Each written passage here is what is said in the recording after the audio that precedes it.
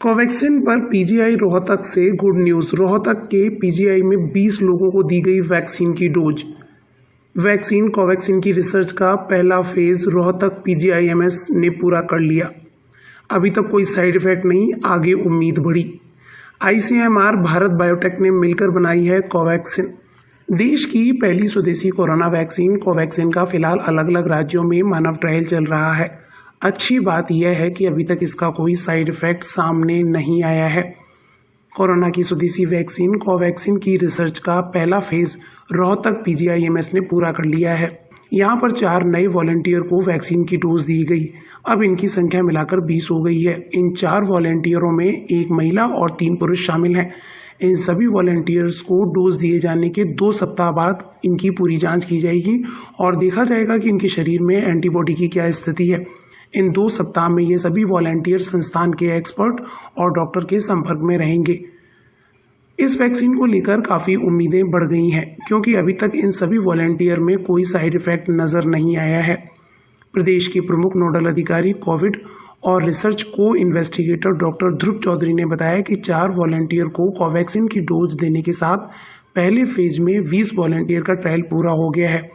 किसी वॉलंटियर में अभी तक किसी प्रकार का कोई दुष्प्रभाव नज़र नहीं आया है और अभी जो नए 4 वॉलंटियर को डोज दी गई वो भी बिल्कुल स्वस्थ हैं। वहीं रिसर्च की प्रिंसिपल इन्वेस्टिगेटर डॉक्टर सविता का कहना है कि वॉलंटियर के स्वास्थ्य पर पूरी नज़र रखी जा रही है। संस्थान की पूरी टीम इस कार्य में जुटी हुई है। डॉक्टरों को ध्यान रखना होता है कि डोज लगाने के बाद कोई रिएक्शन ना हो।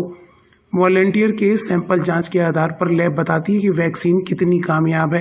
डॉक्टर ने बताया कि वॉलंटियर्स को एक डायरी दी गई है जिन्हें उन्हें मेंटेन करना है। अगर उन्हें कोई दिक्कत आती है तो उसके बारे में उन्हें लिखना होगा। वॉलंटियर्स को फॉलोअप के लिए 7 दिन बाद बुलाया जाएगा। बताते चलें कि इस वैक्सीन के परिणाम अभी तक उत्साहजनक रहे हैं। आईसीएमआर और भारत बायोटेक के सहयोग से बनी देश की पहली कोरोना वैक्सीन का मानव ट्रायल दिल्ली के एम्स में भी चल रहा है। दिल्ली के एम्स में फिलहाल वैक्सीन के पहले चरण का क्लिनिकल ट्रायल चल रहा है। मानव ट्रायल शुरू होने के दूसरे दिन यानी अभी शनिवार को 5 लोगों को कोरोना टीका लगाया गया। एम्स में पहले चरण में 100 लोगों पर टीके का ट्रायल होना है।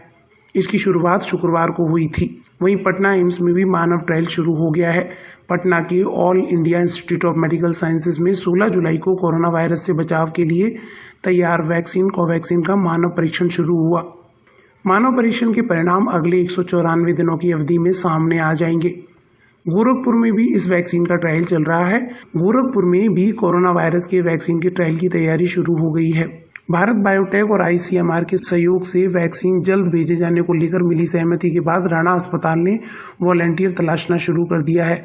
अस्पताल प्रशासन के मुताबिक अधिकतम 5 दिन में ट्रायल के लिए वैक्सीन उपलब्ध करा दी जाएगी। मौजूदा नतीजों के आधार पर यह उम्मीद जताई जा रही है कि यह वैक्सीन इस साल के अंत तक उपलब्ध हो जाएगा।